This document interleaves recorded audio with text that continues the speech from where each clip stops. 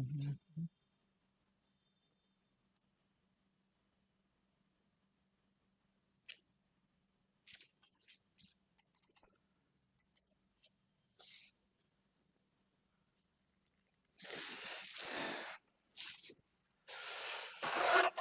ओम।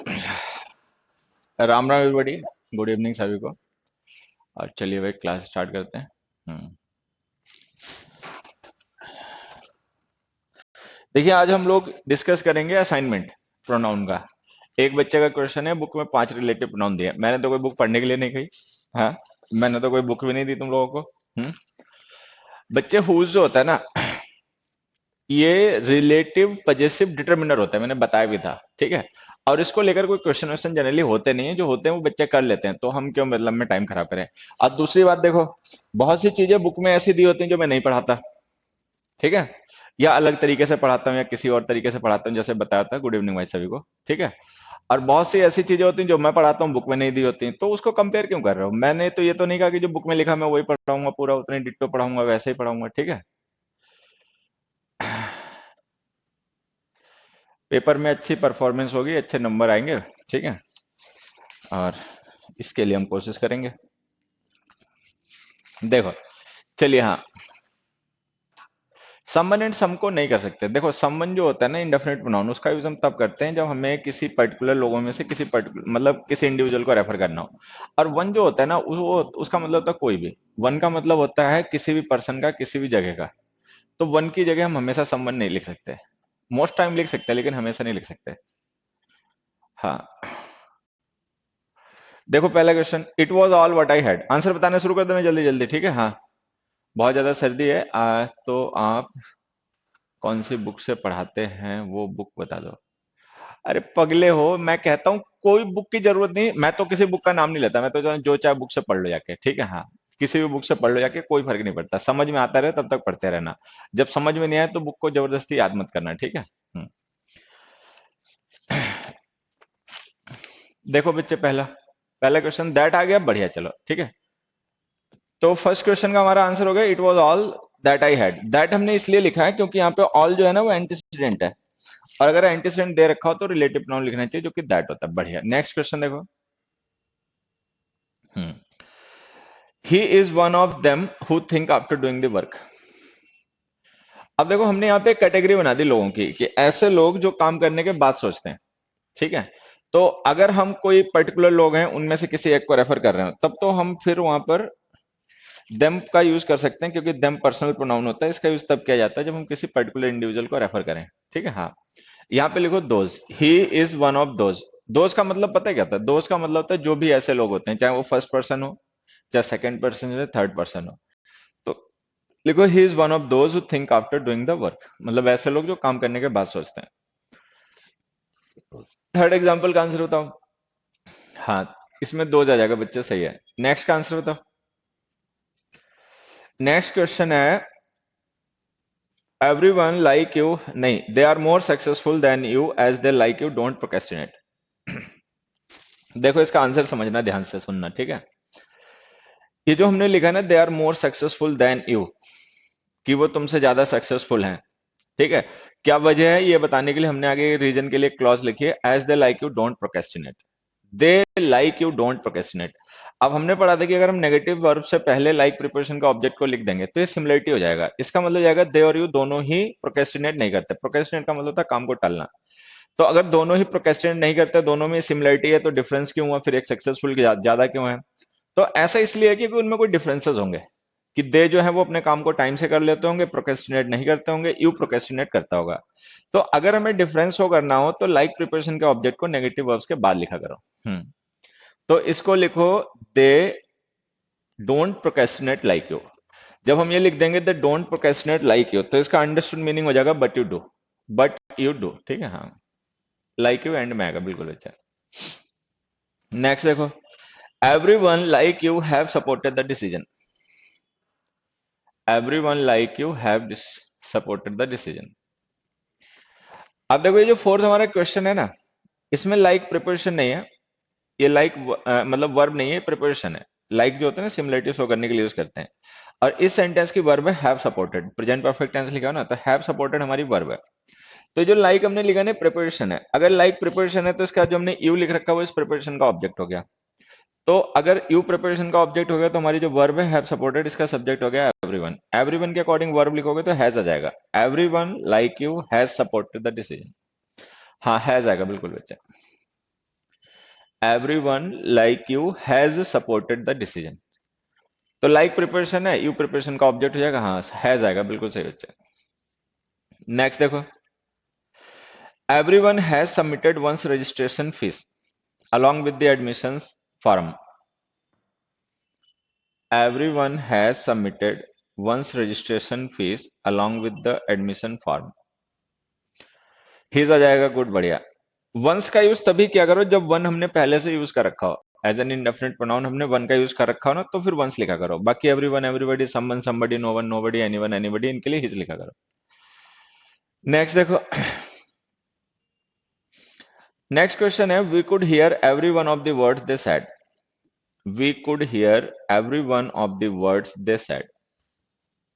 इसका आंसर होता है, अब देखो इसको सही करने के पता है क्या क्या दो ऑप्शन है। या तो हम एवरी और वन को स्पेस के साथ लिखें, ठीक है, या हम लिखें they could hear every word, ठीक है, या हम लिख दें each one of the words. मतलब मल्टीपल ऑप्शंस हो सकते हैं। एवरी या वन को स्पेस के साथ लिख दो, या ईच वन लिख दो स्पेस के साथ में, ठीक है, या लिख दो इसको एवरी वर्ड, तो सही हो जाएगा।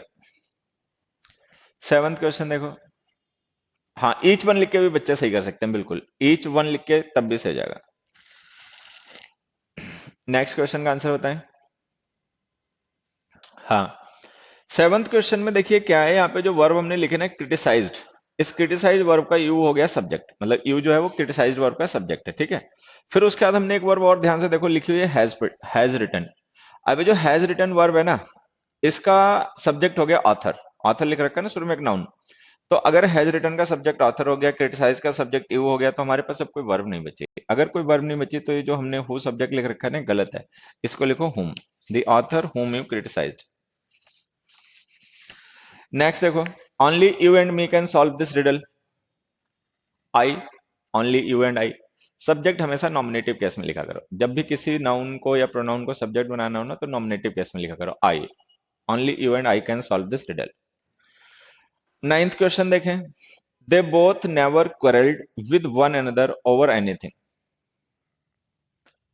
ईच अदर, वन अदर का यूज दो से ज्यादा के लिए करते हैं, दो की बात हो रही है तो यहाँ पे ईच अदर लिखो, लिख दिया ना दो, मतलब बोथ लिखे ना, तो बोथ से पता चल गया दो लोगों की बात हो रही है। अगर दो लोगों की बात हो रही है तो वन अदर नहीं यूज करो, ईच अदर लिखो। नेक्स्ट देखो, the man has been identified by the police who had stolen your luggage. अब देखो इसको समझना ध्यान से, इस सेंटेंस को सही करने के दो तरीके हैं। एक तो इसे सही करने का तरीका ये है कि जो हमने रिलेटिव क्लॉज लिखी ना, पहले तो समझ लो गलत क्यों है, पहले मैं बता देता हूँ गलत क्यों है। ये सेंटेंस इसलिए गलत है कि जो हमने रिलेटिव क्लॉज यूज की है who had stolen your luggage, ये रिलेटिव क्लॉज हमने गलत नाउन के साथ लिख दी। इसका जो सब्जेक्ट ऑफ रेफरेंस है, मतलब जिसको रेफर करने के लिए रिलेटिव क्लॉज यूज की गई ना, वो पुलिस नहीं है, वो मैन है। मतलब पुलिस ने आइडेंटिफाई कर लिया है, लेकिन पुलिस ने चोरी नहीं की, चोरी की उस मैन ने। तो हमने रिलेटिव क्लॉज गलत जगह लिखी। अब इसको सही करने के तरीके क्या है, या तो रिलेटिव क्लॉज को उस नाउन के साथ लिखो, the man who had stolen your luggage has been identified by the police, ऐसे। या दूसरा ऑप्शन इसको सही करने का ये है कि जो हमारी मेन क्लॉज है the man has been identified by the police, इस मेन क्लॉज को जो भी पैसिव एक्टिव बना दो। एक्टिव बना देने से क्या होगा कि ये जो भी पैसिव फॉर्म में सब्जेक्ट है ना, ये एक्टिव फॉर्म में ऑब्जेक्ट बनेगा और रिलेटिव क्लॉज के पास पहुंच जाएगा। मतलब जब हम मेन क्लॉज को पैसिव से एक्टिव बनाएंगे तो देखो क्या हो जाएगा, the police have identified the man, the police have identified the man who had stolen your luggage. बिल्कुल सही बच्चे मुकेश, यही होगा इसका आंसर, ठीक है। नेक्स्ट देखो, all of these people have little knowledge about this programme. All of these people have little knowledge about this programme. देखो लिटिल लिख दिया तो इसका मतलब मीनिंग नेगेटिव हो गया, ठीक है।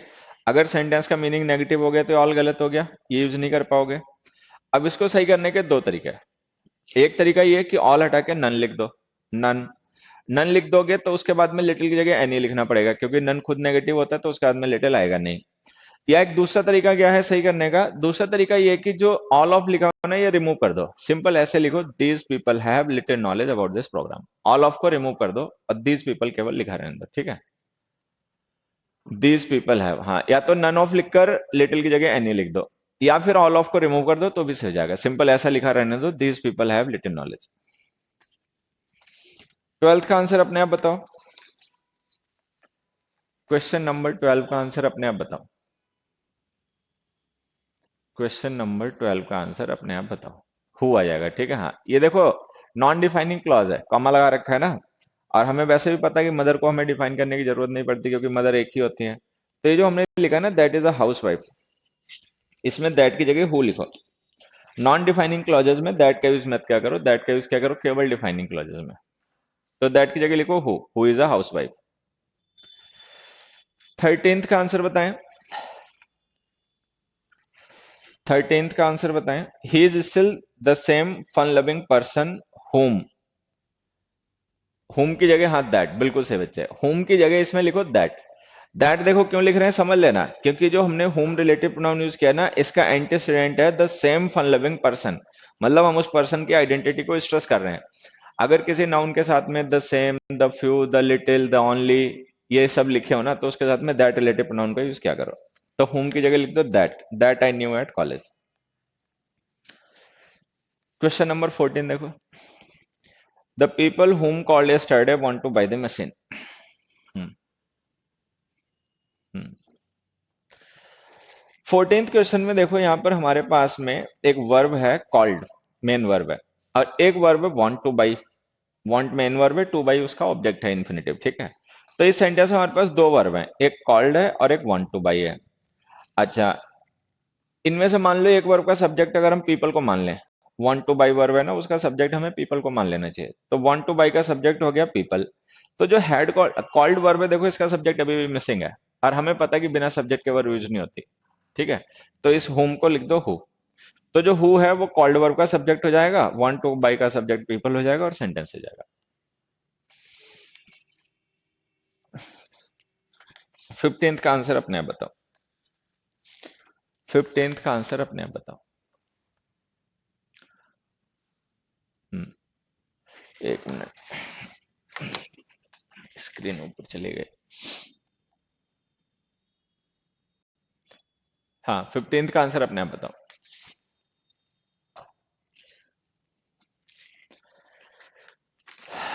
अब देखो ये जो 15th क्वेश्चन है, इसमें क्या है, we didn't have much time left. अब ये कोई लोग हैं, ये कह रहे हैं कि हमारे पास बहुत ज्यादा समय नहीं बचा था, ठीक है। So we decided to watch each of the movies. Each का मतलब ऑल होता है। तो अब हम कह रहे हैं कि इन्होंने डिसाइड किया है कि हर एक मूवी देखेंगे। ये इलॉजिकल है सेंटेंस, ग्रामेटिकली सही हो सकता है लेकिन इसका कोई लॉजिक नहीं है, क्योंकि एक तरफ तो ये लोग कह रहे हैं कि हमारे पास टाइम नहीं है, दूसरा कह रहे हैं कि हर एक मूवी देखेंगे। तो ये गलत है। अब देखो एक बच्चे ने कमेंट किया, इसका आंसर में लिख रहे हैं नन ऑफ द मूवीज। हालांकि नन ऑफ द मूवीज लिख देंगे तो भी सही जाएगा कि भाई हमारे पास टाइम नहीं था इसलिए हमने डिसाइड किया कि हम मूवी नहीं देखेंगे। या फिर अब हम चॉइस करेंगे, वैसे हम दोनों देखते हैं लेकिन अब चॉइस करेंगे, तो यहाँ पे लिख सकते हैं either of the movies. We didn't have much time left, so we decided to watch either of the movies. Either का मतलब होता है any of the to, each of the to, दोनों ही मीनिंग होते हैं। इस कॉन्टेक्स्ट में हम उसका मतलब मान लेंगे ईदर ऑफ द टू, दो में से कोई एक। हाँ, तो ईच तो हटाई दो, या तो इधर लिखो या नन लिखो, नन मत लिखना, इधर ही लिखना।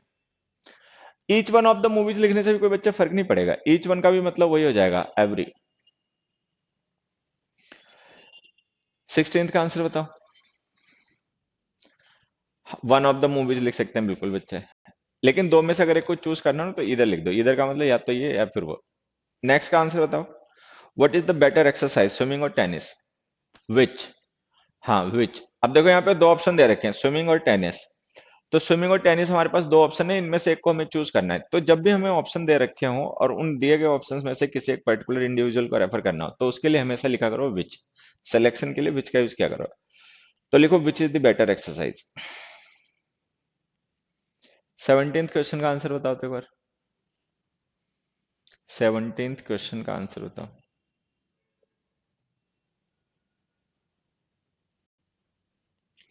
देखो 17th का आंसर पता है क्या है, जैसे हमने लिखा all people in this world have ideas different from one other. यहाँ पे जो हम डिफरेंस शो कर रहे हैं ना, ये डिफरेंस आइडियाज में है। मतलब डिफरेंस आइडियाज में शो किया जा रहा है, पीपल में नहीं। तो फ्रॉम के बाद हमें आइडियाज लिखना चाहिए, तो या तो लिखो from those of one another. Those of का मतलब जाएगा आइडियाज ऑफ वन अनदर, और नहीं तो वन अनदर को पजेसिव केस में लिख दो। All people in this world have ideas different from one another's. One another's, नहीं बच्चे, ईच अदर नहीं आएगा। असल में इसमें मिस्टेक पता क्या है, इसमें मिस्टेक ये है कि हमें डिफरेंस शो करना है आइडियाज में, लेकिन हमने फ्रॉम के बाद आइडियाज लिखा ही नहीं। तो या तो आइडियाज के लिए प्रोनाउन लिखो, those of one another, those of का मतलब जाएगा आइडियाज ऑफ वन अनदर, और नहीं तो उसकी जगह वन अनदर जो है ना प्रोनाउन, इसको पजेसिव केस में लिख दो, वन अनदर्स। बिल्कुल बच्चे 16 में, हाँ। इधर नहीं आ सकता, क्वेश्चन मार्क यूज हो रहा है, देखो लास्ट में क्वेश्चन मार्क लगा है, क्वेश्चन पूछा जा रहा है, इंट्रोगेटिव वर्ड आएगा। निदा खान लास्ट में देखो ध्यान से, क्वेश्चन मार्क यूज कर रखा है। क्वेश्चन मार्क का मतलब ये है कि जो हम क्वेश्चन पूछ रहे हैं, इसमें इंटरोगेटिव वर्ड आएगा, विच। अगला देखो, 18th में हमने लिखा both the teams which played the match scored 1 point each. क्या लिखा? हाँ, इसमें क्या लिखा? इसमें लिखो that, both the teams that play the match. All है, बोथ है, नन है, अगर किसी नाउन के साथ ये डिटर्मिनर लिखे हो तो उस नाउन के लिए रिलेटिव नाउन दैट का यूज किया करो। Both the teams that played the match. 19 देखो, नेक्स्ट देखो,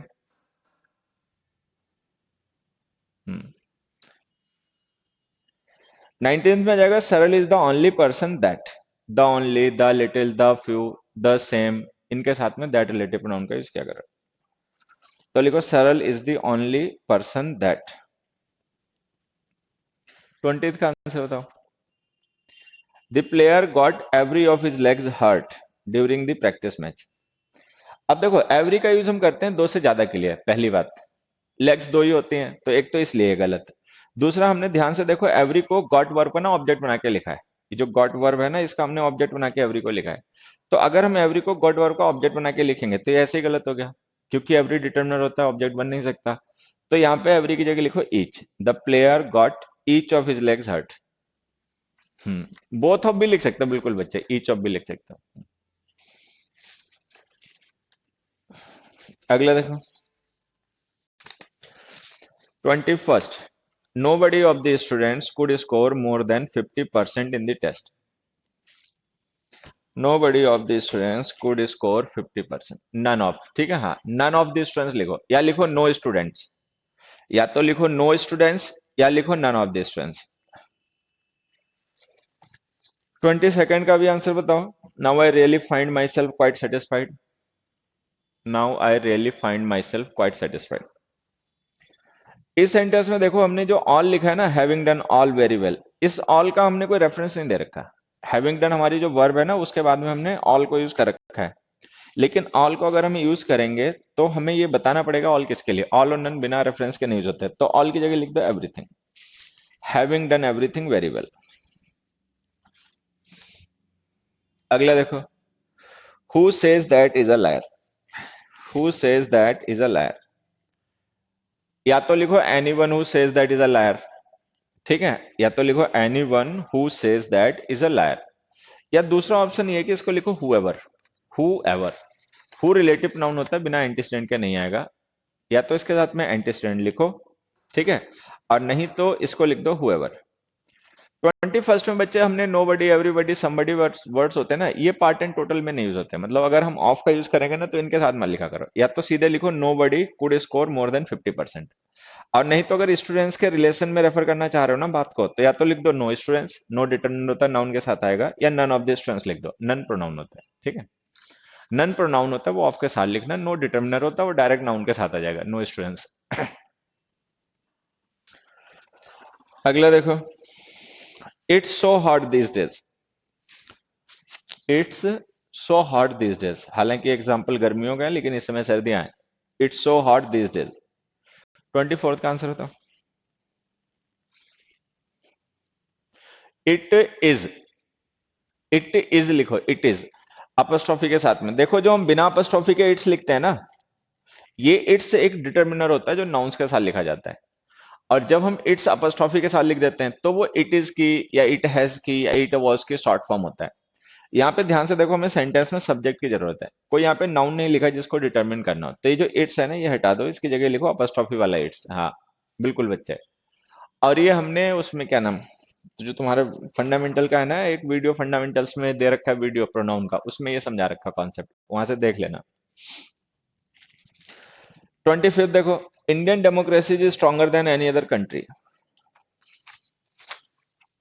then that of any other country. Comparison country में नहीं हो रहा है, डेमोक्रेसी में हो रहा है।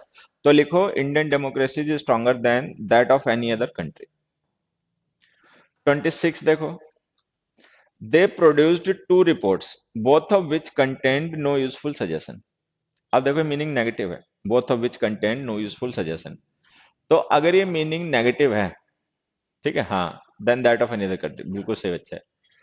अब इसमें जैसे हमने लिखा both of which content no useful suggestion, ये मीनिंग नेगेटिव है। अगर नेगेटिव मीनिंग कन्वे करना है ना तो बहुत गलत हो गया, इसकी जगह नीदर लिखो, नीदर। अच्छा, जब नीदर का यूज कर लोगे ना तो फिर मीनिंग नेगेटिव हो जाएगा, तो इस नो की जरूरत नहीं रहेगी, इसे ड्रॉप कर देना। चाहना तो इसकी जगह एनी लिखना, नहीं तो वो भी मत लिखना। नन मत लिखो बच्चे, नन का यूज किया करो दो से ज्यादा के लिए। अगर हम यहाँ पे बोथ लिख रहे हैं ना तो इसका मतलब दो लोगों की बात हो रही है, दो के लिए यूज करो नीदर। नेक्स्ट एग्जाम्पल देखो, all students were asked to prepare one another. देखो वन अनदर होता है रेसिप्रोकल प्रोनाउन। रेसिप्रोकल का मतलब एक किसी और पर्सन को तैयार कर रहा है, दूसरा उसे तैयार कर रहा है, जैसे हैप्पी न्यू ईयर वगैरह विश करते हैं ना एक दूसरे को। लेकिन जो प्रिपरेशन होती है ना, वो प्रिपेयर दूसरे को नहीं करते, हर कोई अपनी प्रिपरेशन खुद की करता है। तो ये रिफ्लेक्शन है, ये रेसिप्रोकेशन नहीं है, ये रिफ्लेक्शन है। तो यहाँ पे रिफ्लेक्सिव प्रोनाउन लिखो, all students were asked to prepare themselves. हाँ बिल्कुल बच्चे, themselves, all students were asked to prepare themselves. जो भी प्रिपरेशन करेगा ना वो खुद की करेगा, मतलब जो प्रिपेयर करेगा वो खुद को, ना कि दूसरे को। तो अगर जो सब्जेक्ट काम करे वही उसका इफेक्ट भी रिसीव करे, तो ये रिफ्लेक्सिव प्रोनाउन लिखा करो ऐसी सिचुएशन में। 28 देखो, now people have banks to deposit their money there. हालांकि ये बहुत आसान क्वेश्चन है, ये कभी लेकिन नेट पे ढूंढना, ये मिल जाएगा। ये असल में है तो क्वेश्चन आसान, लेकिन ये कभी पेपर में आया, सीडीएस के पेपर में, तो हमने यहाँ पे इंक्लूड कर लिया। देखो जैसे ही लिखा ना their money there, their money there, तो जो देयर वर्ड होता है ना, ये होता है एडवर्ब ऑफ प्लेस। और ये जो देयर होता है ये होता है डिटर्मिनर पजेसिव केस का, जैसे माई होता है। और ये मनी है नाउन। तो ये जो देयर डिटर्मिनर है ना, इसको नाउन से पहले लिखो, हुज मनी, तो हुज का रिप्लाई आएगा देयर। और ये देयर एडवर्ब ऑफ प्लेस है, इसको लास्ट में लिखो, ऐसे लिखो। हाँ, ये असल में कभी सीडीएस के पेपर में आया क्वेश्चन, आसान क्वेश्चन है लेकिन फिर भी कई बार ऐसे आ जाते हैं, तो इसलिए लिख दिया। अगला देखो,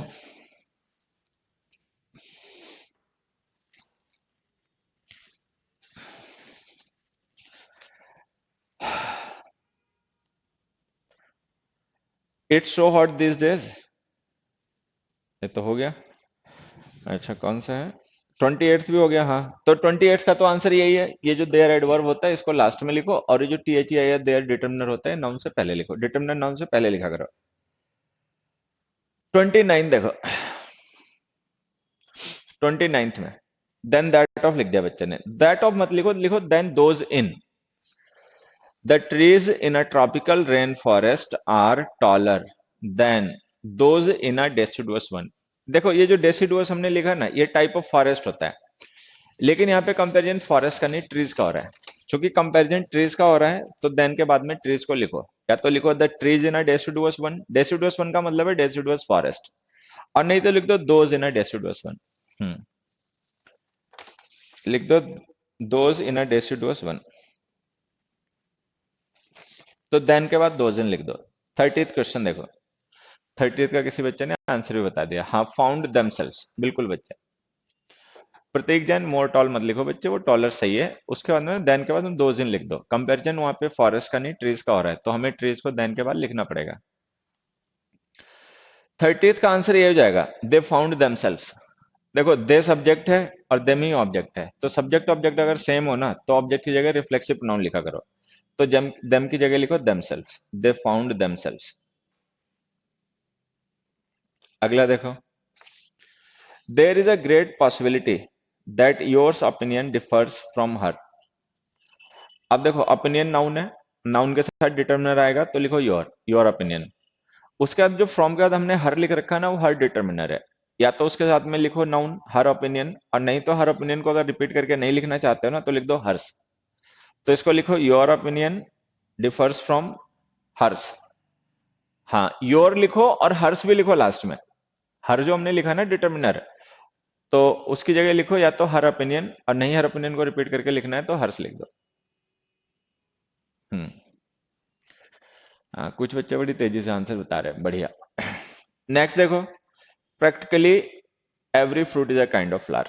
ये जो डिटर्मिनर्स के वीडियो डाल रखे हैं ना फंडामेंटल में, ईच एवरी वगैरह, उसमें पढ़ना है, ये समझा रखा होगा। जब हमें टोटल को रेफर करना हो ना कि इंडिविजुअल्स को, तो वहां पे एवरी का यूज क्या करो। जैसे हमने प्रैक्टिकली लिख दिया ना, तो यहाँ पे लिखो ईच की जगह every. Every fruit is a kind of flower. 33rd देखो, most people have accepted it that you have had no experience of meeting a ghost. ठीक। अब देखो हमारे जो मेन क्लॉज थी ना, इसमें हमने सब्जेक्ट लिखा था most people. Most people third person है, लेकिन जब हमने इसी नाउन के लिए सबऑर्डिनेट क्लॉज में प्रोनाउन यूज किया तो यू लिख दिया। यू सेकंड पर्सन का प्रोनाउन होता है, लिसनर के लिए यूज किया जाता है, लेकिन ये प्रोनाउन हमने मोस्ट पीपल के लिए यूज करना था। तो मोस्ट पीपल के लिए थर्ड पर्सन का प्रोनाउन लिखो, यू हटाओ, लिखो they. Most people have accepted it that they have had no experience. ठीक है। अगला देखो, gold becomes costly because of. ठीक है, बिकॉज ऑफ व्हाट। अब हमें बताना है बिकॉज ऑफ व्हाट, तो बिकॉज ऑफ की जगह आ जाएगा बीइंग फेवरेट ऑफ वुमेन। जैसे हमने लिखा गोल्ड बिकम्स कॉस्टली, गोल्ड जो है वो कॉस्टली हो जाता है, महंगा होता है। क्यों होता है? Because of being favourite of women. महिलाएं बहुत गोल्ड को पसंद करती हैं इस वजह से। तो ये जो बिकॉज ऑफ प्रिपरेशन है ना, बीइंग फेवरेट ऑफ वुमेन इस प्रिपरेशन का ऑब्जेक्ट है। तो बीइंग फेवरेट जो वर्ब की आईएनजी फॉर्म है, अगर हम इसको सब्जेक्ट ऑब्जेक्ट बना के यूज करेंगे तो जेरेंड है। जेरेंड से पहले हमें पजेसिव केस लिखना चाहिए, तो जो इट लिखा है ना, इसकी जगह लिखो इट्स। हाँ, नेक्स्ट टॉपिक भी बच्चे अभी डिस्कशन खत्म होगा तो मैं बता दूंगा, ठीक है। तो इट जो लिखा है ना बीइंग फेवरेट से पहले, इसको लिखो इट्स। बीइंग फेवरेट हमारा जेरेंड है, जेरेंड से पहले पजेसिव केस के डिटर्मिनर्स यूज होते हैं, तो इट की जगह लिख दो इट्स। 35th का आंसर बताओ कोई। 35th में हमने लिखा I have no sympathy for them who always complain about others and do nothing on their own. कि मुझे ऐसे लोगों के साथ में कोई सिंपैथी नहीं है जो हमेशा दूसरों की शिकायत करते रहते हैं और खुद कुछ नहीं करते। तो यहाँ पे देखो कोई खास लोगों की बात नहीं हो रही है, बात जनरल कही जा रही है कि जो भी ऐसे लोग होते हैं जो हमेशा शिकायत करते रहते हैं दूसरों के बारे में, ठीक है। तो यहाँ पे देम की जगह लिखो those. I have no sympathy for those who always complain. हाँ, देम की जगह दोज, बिल्कुल बच्चे। नेक्स्ट देखो, the way they grinned at her was not friendly at all. 36 का आंसर बताओ। 36 का आंसर बताओ। वैसे मैं बता देता हूँ, इसका आंसर इन विच है। इसमें लिखो the way in which, the way इन विच, ठीक है, दे ग्रिंड एट हर। इसका मतलब पता है क्या? जैसे हमने लिखा ग्रिन का मतलब होता है किसी का मजाक बनाना, उस पे हंसना, मतलब इस तरीके से मजाक बनाने के पर्पज से। तो ये इंट्रांसिटिव वर्ब होते हैं, इसका तो ऑब्जेक्ट आ नहीं सकता। तो यहाँ पे जो हमारा रिलेटिव प्रोनाउन अंडरस्टूड है ना द वे के लिए, वो रिलेटिव प्रोनाउन एक्चुअली में इस ग्रीन वर्ब का ऑब्जेक्ट है, लेकिन हमें पता है वर्ब इंट्रांसिटिव है तो इसका तो ऑब्जेक्ट आ नहीं सकता। तो वो हाउ का रिप्लाई है, प्रिपरेशन का ऑब्जेक्ट है। तो विच नहीं लिखने की वजह से ना वो प्रिपरेशन भी मिस हो रही है, तो उस प्रिपरेशन को लिखो the way in which they grinned at हर। हाँ बिल्कुल बच्चे, इन विच। अगला देखो, बढ़िया, तुम लोगों ने पहले से असाइनमेंट की प्रैक्टिस कर ली, बहुत अच्छा है। इससे हम लोगों को ना टाइम बच जाता है, समझ में भी आता रहता है। एक बार हमने पहले से अगर असाइनमेंट पूरा देख रखा होता है ना, अपने आप ट्राई करके। नेक्स्ट देखो, the man tried himself to repair the car. अब यहाँ पे देखो समझना, ये जो हमने हिमसेल्फ लिखा है ना, ये ट्राइड वर्ब का ऑब्जेक्ट नहीं है। उस मैन ने खुद को ट्राई नहीं किया, उसने ट्राई किया to repair the car, car repair करने को ट्राई किया, मतलब ट्राई वर्ब का ऑब्जेक्ट है टू रिपेयर द कार। अगर to repair the car try verb का ऑब्जेक्ट है, तो ये जो हिमसेल्फ है ना, ये रिफ्लेक्सिव प्रोनाउन नहीं है, तो या तो इसे यहां से ड्रॉप कर दो, सिंपली ऐसे लिखो the man tried to repair the car. या नहीं तो हिमसेल्फ को इम्फेटिक प्रोनाउन मान लो और मैन के साथ लिखो the man himself tried to repair the car. The man himself tried to repair the car. अगला देखो, when one believes in himself he surely succeeds in all that he does।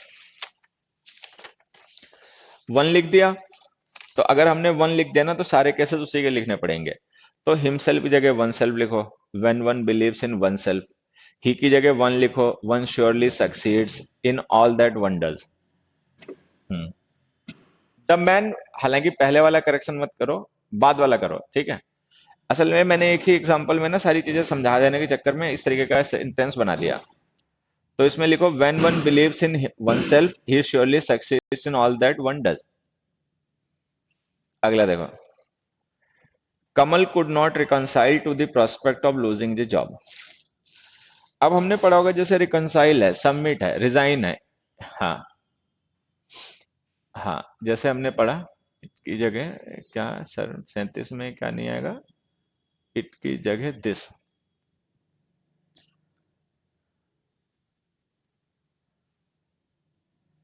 The man tried to repair the car but it was of no use.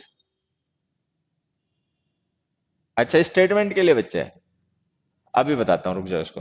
Next question देखो, तो जैसे हम बता रहे थे कि रिकंसाइल है, सबमिट है, रिजाइन है, ये हमारी ऐसी वर्ब्स होती हैं जो कि ट्रांसिटिव होती हैं। इनका मतलब होता है टू सरेंडर वन सेल्फ, अपने को सरेंडर कर देना और जो हो रहा है उसको एक्सेप्ट कर लेना। तो ये वर्ब ट्रांसिटिव होती हैं, बिना ऑब्जेक्ट के मत लिखा करो। यहाँ पे ध्यान से देखो, इसका तो कोई ऑब्जेक्ट नहीं लिखा, तो इसमें क्या करो, रिफ्लेक्सिव प्रोनाउन लिख दो, कमल के according himself. Kamal could not reconcile himself. अगला देखो, the dog saw it's reflection in the well. अब ये जो हमने इट्स लिखा है ना, ये इट इज की शॉर्ट फॉर्म होता है, हालांकि इट हैज की भी शॉर्ट फॉर्म हो सकता है, मतलब ठीक है। लेकिन यहाँ पे ध्यान से अच्छा, सबसे बड़ी बात क्या ध्यान रखनी है, ये जो हम इट्स लिखते हैं ना अपॉस्ट्रोफी के साथ में, ये हमेशा सब्जेक्ट होता है, सब्जेक्ट होता है हमेशा। लेकिन यहाँ पे हमें सब्जेक्ट की जरूरत नहीं है, यहाँ पे हमें डिटर्मिनर की जरूरत है। रिफ्लेक्शन नाउन है ना, उसके साथ डिटर्मिनर चाहिए। तो इट्स लिखो बिना अपॉस्ट्रोफी वाला। बिना अपॉस्ट्रोफी वाला जो हम इट्स लिखते हैं ना विदाउट अपॉस्ट्रोफी, वो एक डिटर्मिनर होता है जो नाउन्स के साथ लिखा जाता है, और वो हुज का रिप्लाई होता है। जैसे हमने लिखा the dog saw reflection, whose reflection, तो हुज का रिप्लाई जाएगा इट्स। नेक्स्ट क्वेश्चन देखो, the man was a great scholar who met us at the party yesterday. अब देखो, ये जो who met us at the party yesterday हमने clause लिखी ना, ये क्लॉज मैन को डिस्क्राइब करने के लिए है, ना कि स्कॉलर को। पहली बात तो स्कॉलर खुद कॉम्प्लीमेंट है मैन का, वो खुद ही मैन को रेफर करने के लिए लिखा गया, ठीक है। तो यहाँ पे जो हम आइडेंटिफाई कर रहे हैं वो मैन को कर रहे हैं, स्कॉलर को नहीं। अच्छा, दूसरा देखो, मैन के साथ में द आर्टिकल लिख रखा है। अगर मैन के साथ में द आर्टिकल लिख रखा है ना, तो इसका मतलब ये जो पूरी क्लॉज हमने लिखी है ना, ये डिफाइन करने के लिए मैन को है, विच मैन वॉज ए स्कॉलर। तो एक क्लॉज हमने गलत जगह लिख दी, इसको लिखो the man who met us at the party yesterday was a scholar. 42nd देखो, 42nd में लिखो they who believe in God की जगह those who believe in God. हाँ, the man who met us, बिल्कुल बच्चे। 42nd में लिखो those who believe in God are called theist while those who don't believe in God are called atheist। जब हमें किसी पर्टिकुलर पर्सन की बात ना करके, मतलब स्पीकर, लिसनर और मतलब जैसे अगर हमें केवल स्पीकर की बात करनी है तो फर्स्ट पर्सन प्रोनाउन यूज करो आई वी। अगर हमें केवल लिसनर की बात करनी है तो यू यूज करो सेकंड पर्सन। केवल उन लोगों की बात करनी है स्पीकर लिसनर को जो छोड़ के बच गए, तो थर्ड पर्सन यूज करो। अगर हमें सबकी बात करनी है तो दोज लिखा करो, ठीक है। तो लिखो those who believe and those who don't believe. 43rd देखो, do you understand that he is saying. इसमें आ जाएगा व्हाट ही इज सेइंग, ठीक। क्योंकि अंडरस्टैंड वर्ब के बाद में ना कोई एंटीसेडेंट नहीं दिया। अगर हमने कोई एंटीसेडेंट दे रखा होता ना, तो ये दैट से हो जाता है, दैट रिलेटिव नाउन होता है, बिना एंटीसेडेंट के आएगा नहीं। क्योंकि एंटीसेडेंट कोई दिया नहीं है तो इसको मत यूज करो, इसकी जगह लिखो what. Do you understand what he is saying, बिल्कुल बच्चे, what he is saying. 44th question देखो, ध्यान से इसे समझना, ये सिंपल सेंटेंस है।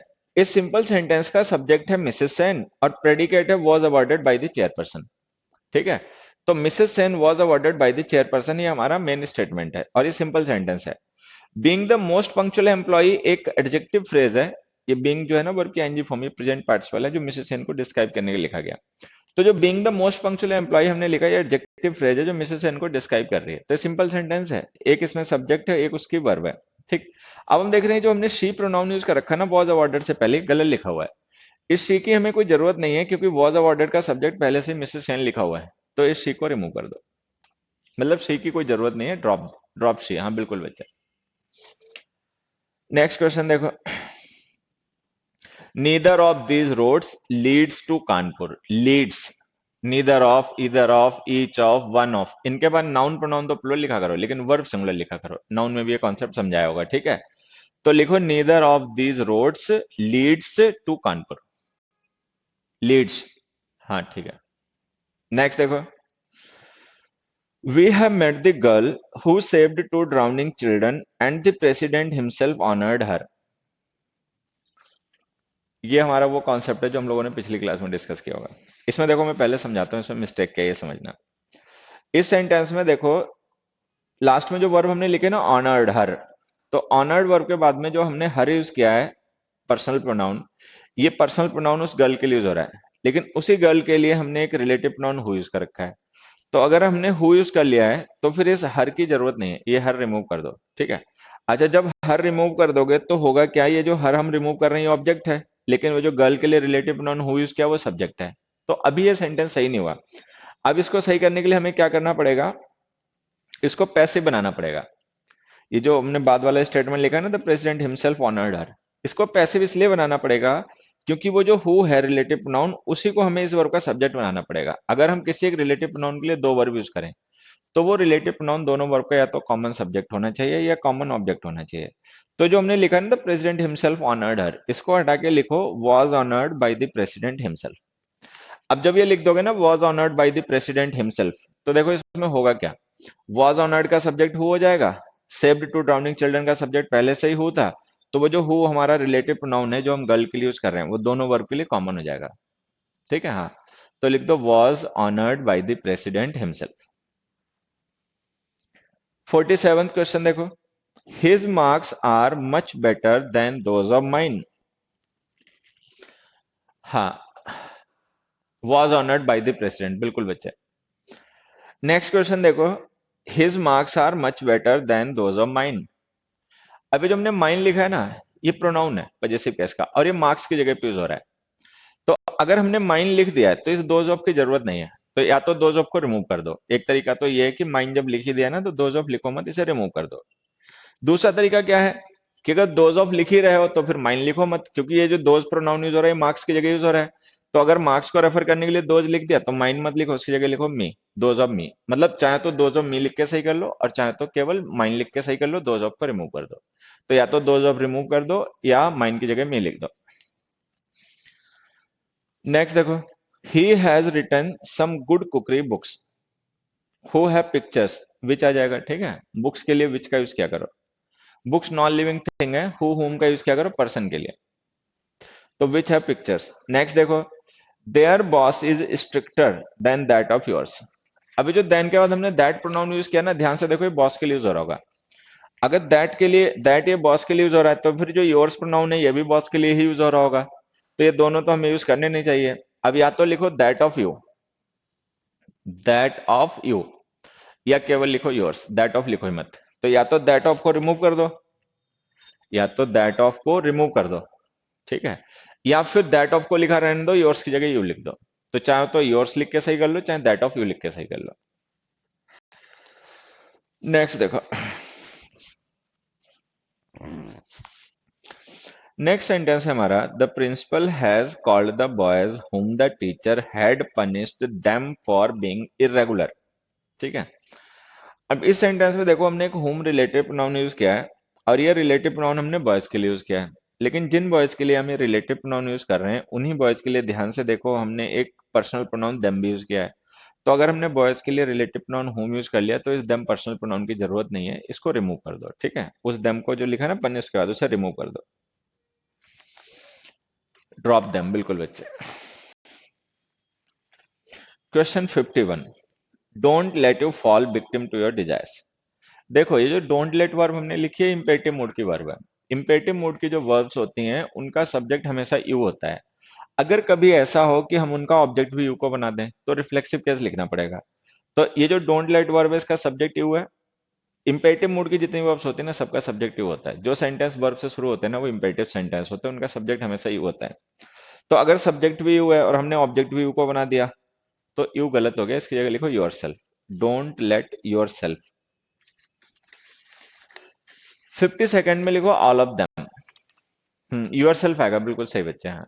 नेक्स्ट में लिखो ऑल ऑफ देम, ऑफ के बाद में ऑब्जेक्टिव कैसे आएगा तो दे की जगह लिखो देम। प्रेपोजिशंस के बाद में नाउन प्रोनाउन जो लिखते हैं वो प्रेपोजिशन के ऑब्जेक्ट होते हैं, उन्हें ऑब्जेक्टिव केस में लिखा करो। 53rd क्वेश्चन हमने पिछली क्लास में डिस्कस किया था। जैसे हमने लिखा there are few trees, few का मतलब होता है ऑलमोस्ट नो। अगर हम ये लिख रहे हैं देयर आर फ्यू ट्रीज तो इसका मतलब हम ये कह रहे हैं there are almost no trees, ठीक। अब इसका देखो हमने क्या लिखा, there are almost no trees which synthesize their own food, मतलब ऐसे फूड कोई पेड़ नहीं होते जो अपना खाना खुद बनाते हो। अब ये सेंटेंस ग्रामेटिकली सही हो सकता है लेकिन ये लॉजिकली गलत है, क्योंकि सारे पेड़ अपना खाना खुद ही बनाते हैं, एक दो पैरासाइट वगैरह होते हैं उनको छोड़ दिया जाए तो सारे जो ट्रीज होते हैं ना वो अपना फूड खुद ही प्रिपेयर करते हैं। तो ये सेंटेंस ग्रामेटिकली सही है, लॉजिकली गलत है। अब इसको अगर चाहते हो कि लॉजिकली भी सही हो जाए तो इसको लिखो which don't synthesize, there are few trees which don't synthesize their own food, या तो ये लिखो या लिखो there are few trees but synthesize their own food, but synthesize their own food. ठीक है, हाँ ये सही हो गया। नेक्स्ट में आ जाओ। नेक्स्ट में हमने लिखा the files that he put them in this self are missing.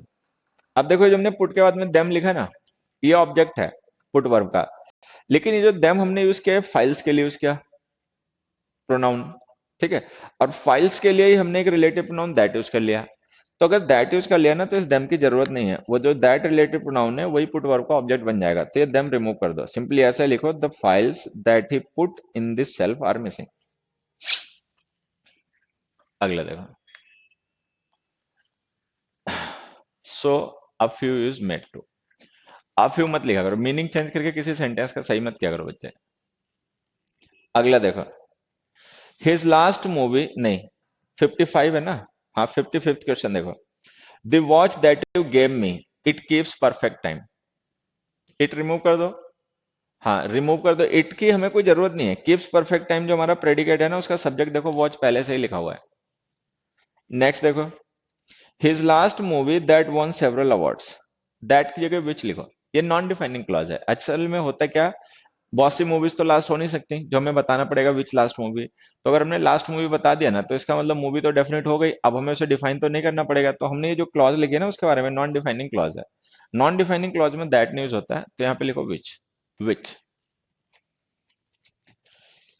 57th देखो, नीदर ऑफ द चैप्टर लिखा हुआ है ना, इसको लिखो neither of the chapters, neither of है, वन ऑफ है, ईच ऑफ है, इनके बाद में नाउन प्रोनाउन प्लूरल लिखा करो, chapters.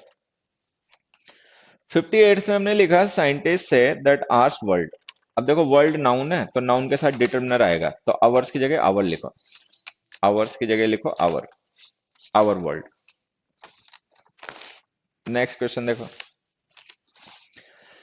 N ambidextrous person can work with either hands, either hand लिखो या तो बोथ हैंड्स लिख दो, हाँ या तो लिख दो बोथ हैंड्स या लिखो ईदर हैंड, ठीक है।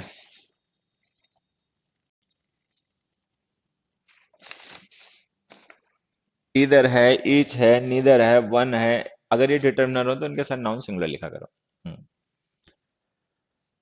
Question number 60, whom do you think must have written this epic।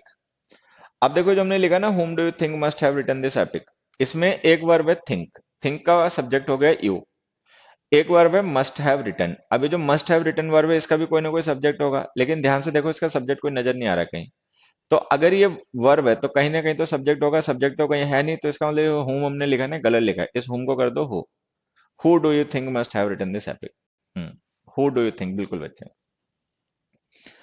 Next देखो 61, in order to be successful you would have to exert yourself, exert is a transitive, ये जो verbs पढ़ाई थी ना जो ट्रांसिटिव होते हैं जिनके बाद में अगर कोई ऑब्जेक्ट ना दिया तो रिफ्लेक्सिव प्रोनाउन लिखा करो, उसमें ध्यान से देखना exert भी लिखी थी, तो exert ट्रांसिटिव वर्ब होती है, बिना ऑब्जेक्ट के मत लिखा करो, यहाँ पे कोई ऑब्जेक्ट देने रखा है तो रिफ्लेक्सिव प्रोनाउन लिख दो yourself, you would have to exert yourself। 62 देखो, before criticizing actions of others we should take note of those of ours। अभी जो हमने दोज ऑफ प्रोनाउन लिखा ना, ये दोज ऑफ प्रोनाउन एक्शंस के लिए यूज हो रहा है, क्योंकि ये प्रोनाउन है तो किसी न किसी नाउन के लिए तो यूज हो ही रहा होगा, एक्शंस की बात हो रही है तो एक्शंस के लिए यूज हो रहा है। अच्छा आवर्स भी एक्शंस के लिए ही यूज हो रहा है, ठीक है, तो ये दोनों एक साथ मत लिखो, या तो इसको लिखो those of us, those of us, our नहीं बच्चे, आवर डिटर्मिनर होता है बिना नाउन के नहीं आएगा, तो या तो लिखो दोज ऑफ अस या फिर दोज ऑफ को रिमूव कर दो, आवर्स प्रोनाउन एक्शंस के लिए यूज हो रहा है तो आवर्स को लिखा रहने दो, तो या तो सिंपली लिखा रहने दो आवर्स या नहीं तो लिखो those of us. 63rd question, technological advancement has its adverse effects. अब देखो एडवर्स इफेक्ट्स जो हमने लिखा है नाउन है, नाउन के साथ में डिटर्मिनर यूज होते हैं, ये जो हम इट्स अपॉस्ट्रोफी के साथ लिखते हैं ना ये सब्जेक्ट होता है, इसका तभी यूज किया करो जब सेंटेंस में सब्जेक्ट की जरूरत हो, अगर किसी नाउन के साथ डिटर्मिनर की जरूरत हो तो इसका यूज मत किया करो, वहां पे इट्स लिखा करो बिना अपॉस्ट्रोफी वाला, जो पजेसिव केस का डिटर्मिनर होता है, तो ये इट्स हटाओ, इसकी जगह वो इट्स लिखो अपॉस्ट्रोफी वाला, बिना अपॉस्ट्रोफी वाला। 64th, every person in this world cannot become rich, but everyone can be happy though. अब देखो जो पहला स्टेटमेंट लिखा है ना, every person in this world can not become rich, ये एक तो ग्रामेटिकली गलत है, क्योंकि अगर हमारा मीनिंग नेगेटिव हो तो हमें एवरी का यूज नहीं करना चाहिए, नो का यूज करना चाहिए। दूसरा ये लॉजिकली भी गलत है, क्योंकि अगर मान लो no person in this world can not become rich लिख देंगे, no person in this world can become rich, तो भी गलत हो जाएगा। कुछ लोग रिच होते हैं, कुछ नहीं रिच होते, मतलब ऐसा नहीं कि सारे रिच हो जाएंगे सारे गरीब हो जाएंगे, अलग अलग टाइप के लोग रहेंगे, वैरायटी बनी रहेगी, ठीक है। तो इस सेंटेंस को सही करने के लिए लिखो, not every person in this world can become rich, not every person in this world can become rich. तो जब हम लिख देंगे ना नॉट एवरी पर्सन, तो इसका मतलब जाएगा some person can become rich and some can not, which is the reality, जो रियलिटी है। तो इसको लिखो, not every person in this world can become rich. 65th देखो, 65th में हमने लिखा, you are always free to marry whom you choose। अब देखो whom रिलेटिव प्रोनाउन है, लेकिन ध्यान से देखो, इससे पहले हमने कोई नाउन या प्रोनाउन इसका एंटीस्टैंड बना के नहीं लिखा, तो अगर बिना एंटीस्टैंड के ऐसे लिख रहे हैं ना तो ये गलत हो गया। तो या तो इसके साथ कोई एंटीस्टैंड लिखो, the person whom you choose, you are always free to marry the person whom you choose। तो या तो यहाँ पे द पर्सन लिख दो, और नहीं तो whomever लिख दो। हु नहीं बच्चे, या तो whomever लिखो या इससे पहले डिटर्मिनर लिखो। असल में हमें जरूरत तो ऑब्जेक्ट की ही है, क्योंकि चूज वर्ब का सब्जेक्ट तो यू है, तो हमें सब्जेक्ट की तो जरूरत है नहीं। बस ये दिक्कत ये कि होम जो रिलेटिव प्रोनाउन है ना, बिना डिटर्मिनर के लिखा है, तो डिटर्मिनर या तो डिटर्मिनर बता रहा हूँ एंटीस्टैंड के बगैर लिखा हुआ है, तो या तो इससे पहले कोई एंटीस्टैंड लिख दो, द पर्सन वगैरह, और नहीं तो इसको हुमेवर कर दो। 66 देखो, we not obeying traffic rules can cause us much trouble, लिख दिया। अब इसे ऐसे समझना, ये जो हमने लिखा है can cause us much trouble, इस can cause us much trouble predicate का सब्जेक्ट जो है ना, वो है not obeying traffic rules, not obeying traffic rules. तो जो नॉट ओबेइंग ट्रैफिक रूल्स हमने लिखा है ना सब्जेक्ट बना के, ये जेरेंड है। अगर हम वर्ब की आईएनजी फॉर्म को सब्जेक्ट ऑब्जेक्ट बना देना तो जेरेंड होता है। जेरेंड से पहले लिखे गए नाउन या प्रोनाउन जो होते हैं वो पजेसिव केस में लिखा करो, तो वी की जगह लिखो our, our not obeying traffic rules, बिल्कुल बच्चे। तो जो वर्ब की आईएनजी फॉर्म सेंटेंस में सब्जेक्ट या ऑब्जेक्ट होती हैं वो जेरेंड होती हैं, उनसे पहले पजेसिव केस के डिटर्मिनर्स लिखा करो, तो लिखो our not obeying traffic rules. Next देखो, some students of ours acquitted brilliantly in the exam। Acquit का मतलब हमने पढ़ा था कि अगर अक्विट का मतलब हो to present oneself, behave oneself, तो ये ट्रांसिटिव वर्ब होती है, बिना ऑब्जेक्ट के मत लिखा करो। यहाँ पे अक्विट का मतलब वही है, ठीक है। तो इसमें लिखो themselves, some students of ours acquitted themselves brilliantly। हम्म हम्म बिल्कुल बच्चे, वी की जगह अवर लिख देना उस क्वेश्चन में। नेक्स्ट में देखो,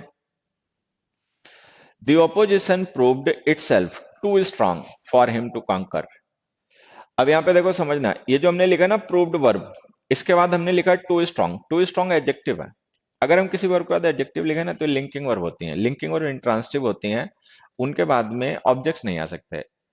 इटसेल्फ जो है ना रिफ्लेक्सिव प्रोनाउन है, रिफ्लेक्सिव प्रोनाउन ऑब्जेक्ट होते हैं, ट्रांसिटिव वर्ब के बाद आते हैं, वर्ब इंट्रांसिटिव है, तो इटसेल्फ आएगा नहीं, इसको रिमूव कर दो, सिंपल ऐसे लिखो, the opposition proved too strong for him. Proved linking verb है, लिंकिंग और इंट्रांसिटिव होते हैं। नहीं इटसेल्फ क्या, हिमसेल्फ कुछ नहीं आएगा बच्चे, वो हटा दो। असल में देखो तुम समझ नहीं रहे बात को, ये जो प्रूव वर्ब है ना यहाँ पे, ये एक्शन नहीं रेफर कर रही, ये स्टेट डिस्क्राइब कर रही है ओपोजिशन की, कि ओपोजिशन स्ट्रांग था या वीक था।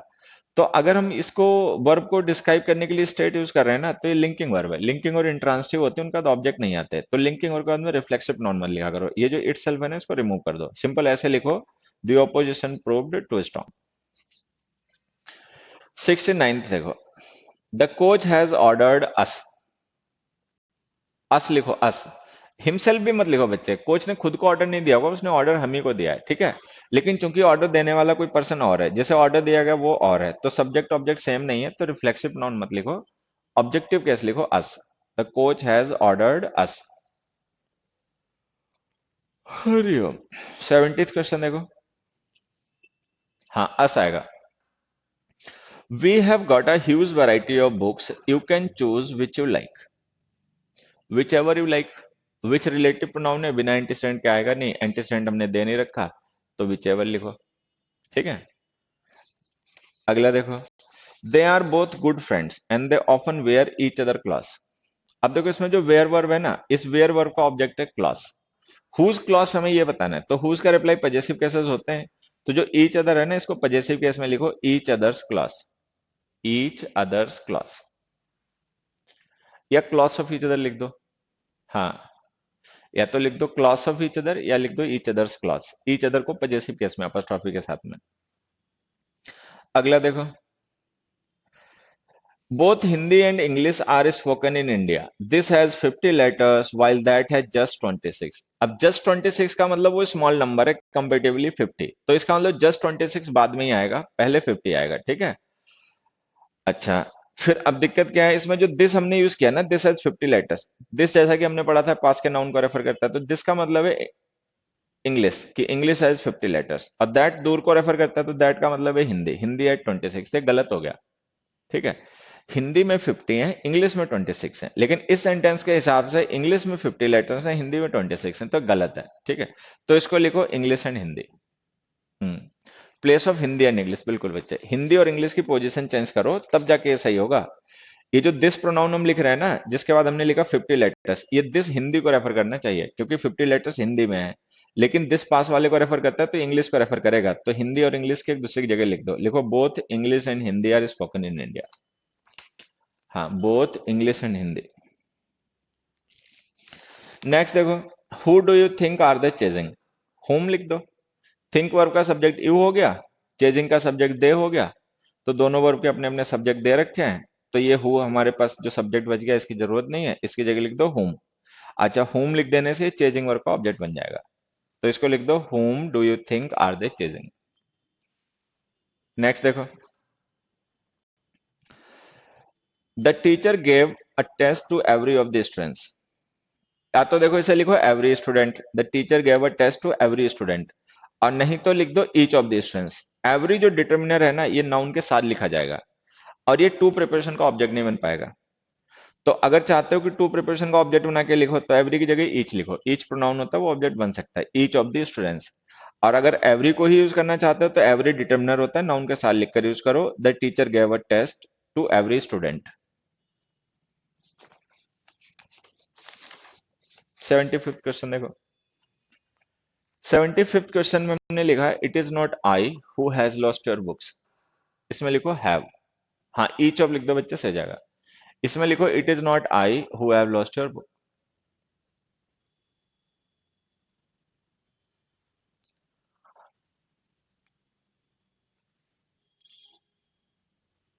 यू वाई एस रॉक्स, मेरा क्लास में ट्रीट करने का बच्चों का तरीका बिल्कुल अलग है, वो बड़ा फ्रैंक होता है, ठीक है। हाँ, मैं क्लास में जा रहा होता हूँ, जैसे अपने बोर्ड के पास में, तो जो बच्चे रास्ते में बैठे होते हैं, मैं किसी का कान खींचता हूँ, किसी के ठंडे हाथ गर्दन में लगा देता हूँ, मतलब वो बहुत फ्रैंक बिहेवियर होता है। हाँ, नहीं ऐसा नहीं होता है, उनका ट्रीटमेंट अलग होता है। वो बच्चे मतलब वो इंटरेक्शन अलग होता है, मुझे पता होता है कि मैं चीजें वहां पे क्या करना चाहता हूँ और मुझे क्या करना है, वो वहां अलग होता है, ऐसा नहीं होता। अगला देखो, शुरू में होते हैं बहुत से बच्चे ना समझे, मतलब या वो इस तरीके के आदी नहीं होते, टीचर का इस तरीके का इंटरेक्शन उनको, मतलब उन्होंने देखा नहीं होता कि टीचर इतना भी मतलब कॉर्डियल होकर इंटरेक्ट करते हैं, या मतलब इतना पर्सनल चीजों को लेते हैं जितना मैं लेता हूँ, तो अजीब लगता है। लेकिन लास्ट होते होते बैच खत्म होने पे आता है, तो सारे बच्चे समझ जाते हैं, ठीक है। चलो खैर वो बात है, अभी तू इधर की बात कर ले, चला गया अपनी पे। तो 75 में आ जाएगा हैव, हु रिलेटिव प्रोनाउन है, उसके बाद वर्ब उसके एंटीसेडेंट के अकॉर्डिंग आएगी, एंटीसेडेंट आई है तो आई के अकॉर्डिंग लिखोगे तो हैव आ जाएगा, it is not I who have lost your books. 76 देखो, and then the person who we had called earlier walked in. ठीक है, अब देखो, हैड कॉल्ड का सब्जेक्ट हो गया वी, वॉकड इन का सब्जेक्ट हो जाएगा द पर्सन। अब हमारे पास कोई वर्ब नहीं बची, तो जो हु है ना, ये गलत हो गया, इसको हुम लिख दो। अच्छा, होम लिख देने से ना ये कॉल्ड वर्ब का ऑब्जेक्ट बन जाएगा। होम लिख देने से कॉल्ड वर्ब का ऑब्जेक्ट बन जाएगा। नेक्स्ट देखो, who of the applicants has got the job, which of the applicants, selection के लिए विच का यूज किया करो। नेक्स्ट देखो, Kamal does not tell lies like her so I like him more than she. He का मतलब है कमल, ठीक है। अब हम यहाँ पे कह रहे हैं कि कमल जो है वो उसके जैसा झूठ नहीं बोलता, मतलब शी झूठ बोलती है, कमल नहीं बोलता। इसके इसका रिजल्ट क्या हुआ, रिजल्ट ये हुआ आई like him more than she. तो ये जो कंपैरिजन हो रहा है ना, ये शी का कंपैरिजन आई से नहीं हो रहा, ये इसका कंपैरिजन हिम से हो रहा है। हिम का मतलब है कमल, मतलब कमल झूठ नहीं नहीं बोलता, शी झूठ बोलती है, तो इसी बेसिस पर हम ये बता रहे हैं कि हम हिम का मतलब कमल, कमल को ज्यादा पसंद करते हैं बजाय कि शी के। तो अगर शी का कंपैरिजन हिम से हो रहा है तो हिम देखो ऑब्जेक्ट है, ऑब्जेक्ट से कंपैरिजन अगर शी का कर रहे हो तो शी हटा के हर लिखो, I like him more than her. हाँ बच्चे बिल्कुल हर आएगा इसमें। 79th देखो, we shall have to accept the decision which ever they choose. अब देखो यहाँ पे हम विच एवर नहीं यूज कर सकते क्योंकि डिसीजन एंटीस्टेंट दे रखा है। अगर एंटीस्टेंट दे रखा है ना तो विच लिखो, the decision which they choose. अगला देखो, we should keep our self silent. Keep linking verb हो गई, स्टेट डिस्क्राइब करने के लिए हमारी लिखी गई है, तो अगर ये लिंकिंग वर्ब हो गई तो ये इंट्रांसिटिव हो गई, इसका ऑब्जेक्ट नहीं आएगा, आवर सेल्फ रिमूव कर दो। ठीक है, अब जब हम आवर सेल्फ रिमूव कर देंगे तो जो साइलेंट एडजेक्टिव है ना वही इस कीप लिंकिंग वर्ब का कॉम्प्लीमेंट बन जाएगा।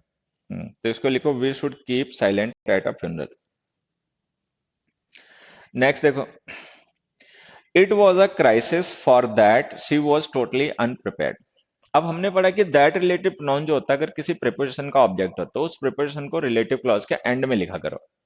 तो इस सेंटेंस को सही करने के दो तरीके हैं, या तो दैट यूज ही मत करो, विच लिख दो, it was a crisis for which she was totally अनप्रिपेयर्ड। या फिर अगर दैट ही यूज करना चाहते हो, स्ट्रेस करना चाहते हो कि वही क्राइसिस था, तो इस फॉर को लिखो लास्ट में, it was a crisis that she was totally अनप्रिपेयर्ड for. तो दैट रिलेटिव प्रोनाउन किसी प्रीपोजिशन का ऑब्जेक्ट हो तो प्रीपोजिशन को रिलेटिव क्लॉज के एंड में लिखा करो। तो ये जो फॉर प्रीपोजिशन है ना इसको अनप्रिपेयर्ड के बाद लिखो। 82nd देखो, caterpillars change themselves into butterflies. Themselves remove कर दो। चेंज वर्ब जो होते हैं ना ये डूइंग और हैपनिंग इसका दोनों मीनिंग होता है। चेंज का मतलब बदल देना भी होता है, बदल जाना भी होता है। तो ऐसी वर्ब जो डूइंग और हैपनिंग दोनों होती है उनके बाद में रिफ्लेक्सिव प्रोनाउन मत लिखा करो। ठीक है, तो देमसेल्व्स रिमूव कर दो, सिंपल ऐसे लिखो, कैटरपिलर्स चेंज इनटू बटरफ्लाइज। और वैसे भी देखो कैटरपिलर्स कोई डूअर नहीं है जो कोई एक्शन परफॉर्म करेंगे। ठीक है, तो ये वैसे भी डूअर नहीं है जो हम ऑब्जेक्ट लिख रहे हैं यहाँ पे। 83rd देखो, I you and Mohan should work together. अब देखो ये एक, जैसे हमने लिखा ना I you and Mohan should work together, ये मोहन शुड वर्क तीनों वर्ड एक साथ लिख के अपने अलग अलग कर लेना। ठीक है, I you and Mohan should work together for your mutual benefit. तो ये जो हमने तीनों सब्जेक्ट यूज किया ना इनका सीक्वेंस तो सही लिखा हुआ है, because it is a kind of responsibility. ये रिस्पॉन्सिबिलिटी ली जा रही है कि साथ में मिलकर काम करना है। तो पहले स्पीकर आ गया, फिर लिसनर आ गया, फिर थर्ड पर्सन आ गया, तो सीक्वेंस सही है। वो जो हमने योर लिखा ना वो गलत है, उसकी जगह लिखो आवर। 3 to 1 कोई सीक्वेंस नहीं होता बच्चे, थर्ड पर्सन हमेशा सेकंड पर्सन के बाद में ही आता है। सीक्वेंस सही लिखा हुआ है, ये जो योर लिखा ना ये गलत है, इसकी जगह आवर लिखो। अगर कोई भी फर्स्ट पर्सन का प्रोनाउन इन्वॉल्व हो किसी ग्रुप में तो हमेशा जो कॉमन प्रोनाउन यूज करते हैं ना वो फर्स्ट पर्सन का ही लिखा करो, योर की जगह लिखो our, our mutual benefit. 84th देखो, 84th में लिखो लेट अस। लेट के बाद में ऑब्जेक्टिव केस आएगा ना तो ऑब्जेक्टिव केस अस होता है, लिखो लेट अस। 85th देखो, this is going to rain, इसको लिखो it is going to rain. Time date day temperature weather की बात हो तो इट का यूज क्या करो, जैसे रेन के बारे में बताया जा रहा है ना तो यहाँ पे वेदर को रेफर करना है, तो वेदर के लिए लिखो it is going to rain. फिर हमने लिखा the fire rapidly spread itself. अब देखो पहली बात तो स्प्रेड वर्ब जो होती है वो डूइंग हैपनिंग दोनों ही होती है, स्प्रेड का मतलब फैलना भी होता है फैलाना भी होता है। ठीक है, अच्छा दूसरी बात, फायर कोई डूअर भी नहीं है जो किसी एक्शन को परफॉर्म करे। तो अगर ये फायर वर्ब डूअर नहीं है ना तो ये मान लो कि स्प्रेड हमारी इंट्रांसिटिव वर्ब है। अगर ये इंट्रांसिटिव वर्ब है तो जो इटसेल्फ इसका ऑब्जेक्ट लिखा है गलत है, क्योंकि इंट्रांसिटिव का तो ऑब्जेक्ट आते नहीं, तो ये रिफ्लेक्सिव प्रोनाउन रिमूव कर दो।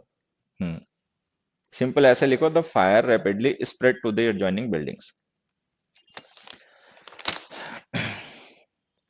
87th सेंटेंस में हमने लिखा, we want a teacher for our son who is over 50।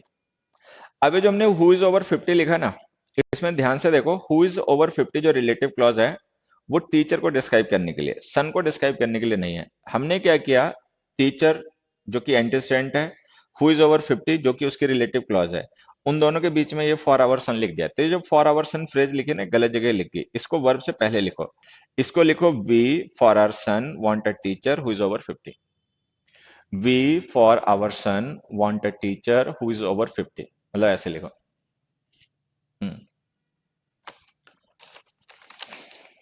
Next question देखो, man is more intelligent then that of any other living being. अब मैन एक लिविंग बीइंग हो गया, बाकी किसी लिविंग बीइंग से उसका कंपैरिजन हो रहा है, ठीक है। ये जो दैट ऑफ प्रोनाउन हमने यूज किया ना, ये गलत यूज हो रहा है, इसकी हमें यहाँ पे कोई जरूरत नहीं है। दैट ऑफ प्रोनाउन अगर हम यूज कर रहे हैं तो इसका मतलब हम किसी नाउन प्रोनाउन को रेफर करने के लिए इसका यूज कर रहे होंगे, लेकिन हमें किसी की जरूरत नहीं है।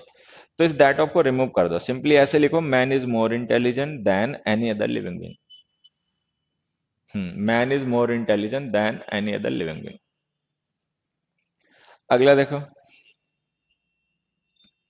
All months don't have 31 days. ये शायद हमने सेम क्वेश्चन क्लास में डिस्कस किया होगा, क्लास लेक्चर में देख लेना, बल्कि आंसर मैं इसका बता देता हूं। इसका आंसर लिखो, no, not all months have 31 days. Not all months have 31 days. जब हम ये लिख देंगे ना, not all months have 31 days, तो इसका मतलब जाएगा some months have 31 days and some months don't have 31 days. Next देखो, the manner was not, was extremely regrettable. अब हमने कहा वो तरीका बड़ा ही मतलब दुखद था। The manner was extremely regrettable, which manner, what kind of manner, ये बताना है। द डिसीजन वॉज अनाउंस्ड, जैसे डिसीजन को अनाउंस किया गया। तो अनाउंस जो वर्ब है ना, इसको हमें ऑब्जेक्ट की जरूरत नहीं है, क्योंकि ध्यान से देखो ये वर्ब पैसिव वॉइस में है। और अगर ये वर्ब पैसिव वॉइस में है, तो इसका जो हमने सब्जेक्ट लिख रखा है ना, एक्टिव फॉर्म में, यही इसका ऑब्जेक्ट रहा होगा। तो मतलब हमें वर्ब के ऑब्जेक्ट की जरूरत नहीं है, हमें हाउ का रिप्लाई लिखना है। हाउ वॉज अनाउंस्ड, तो हाउ का रिप्लाई लिखना है, तो लिखो in which, the manner in which the decision was announced. Next देखो, the terrorist disguised as army personnel. No months नहीं आ सकता बच्चे, नो मंथ्स लिखोगे ना तो ग्रामेटिकली गलत हो जाएगा। हमें पता है कि जो 12 मंथ्स होते हैं, 12 में से 7 मंथ्स ऐसे होते हैं विच हैव 31 डेज। तो नॉट ऑल मंथ्स लिखो, नो मंथ्स मत लिखो, वो गलत हो जाएगा। मतलब ग्रामेटिकली, लॉजिकली, ग्रामेटिकली सही होगा, नो मंथ्स हैव 31 डेज, लेकिन लॉजिकली गलत है। तो लिखो, the terrorist disguised themselves. Disguise transitive verb होती है, डिस्गाइज का मतलब भेष बदलना होता है, और ये ट्रांसिटिव वर्ब होती है, इसको बिना ऑब्जेक्ट के मत लिखा करो। अगर कोई ऑब्जेक्ट नहीं दिया होगा तो ये गलत हो जाएगा। तो लिखो, disguise, the terrorist disguise themselves. अगला देखो, देमसेल्व्स, देमसेल्फ नहीं बच्चे, देमसेल्व्स प्लुरल होता है देम। 92nd क्वेश्चन देखो, दे ऑल अप्लाइड देमसेल्व्स। पढ़ा था ना कि अप्लाई का मतलब अगर हो डिवोट करना, एड्रेस का मतलब डिवोट करना, तो ट्रांसिटिव वर्ब होती है, बिना ऑब्जेक्ट के मत लिखा करो। तो इसको लिखो, they all applied themselves to finding the solution, to finding a solution. 93rd का आंसर अपने आप बताओ एक बार, 93rd का आंसर अपने आप बताओ।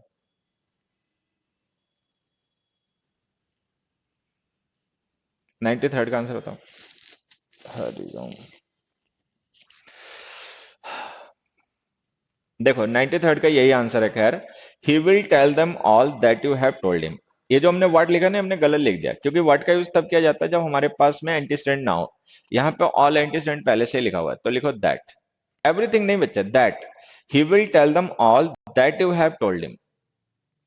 मान लो एवरीथिंग लिख दोगे तब भी तुम्हें दैट लिखना ही पड़ेगा, क्योंकि एंटीस्टेंट हमने दे रखा है। तो चाहे एंटीस्टेंट ऑल लिखो चाहे एवरीथिंग लिखो, ये वर्ड गलत हो जाएगा। वर्ड का यूज वहां पे जहां एंटीस्टेंट नहीं दिया हो, ठीक है। ये वर्ड पता है कब से हो सकता है, जब हम ऑल को रिमूव कर दें। ऐसे लिखते हैं, he will tell them what you have told him. All के साथ दैट लिखा करो, बिल्कुल सही बच्चा। अगला देखो, they will never excuse you deceiving their friends. अब देखो यहाँ पे जो एक्सक्यूज वर्ब हमने लिखे ना, इसका ऑब्जेक्ट है deceiving. They will never excuse, excuse का मतलब होता है माफ करना, भूलना, किसी चीज को क्षमा करना। तो हमने लिखा they will never excuse, what will they never excuse, तो व्हाट का रिप्लाई आएगा, डिसीविंग देयर फ्रेंड्स, कि उनके दोस्तों को धोखा दिया, ये बात कभी वो भूलेंगे नहीं। तो अगर डिसीविंग जो है वो एक्सक्यूज वर्ब का ऑब्जेक्ट है, तो ये जेरेंड हो गया। अगर ये जेरेंड हो गया तो इससे पहले पजेसिव केस का डिटर्मिनर आ जाएगा योर डिसीविंग, ठीक है। हाँ, इसको लिखो, योर डिसीविंग देयर फ्रेंड्स।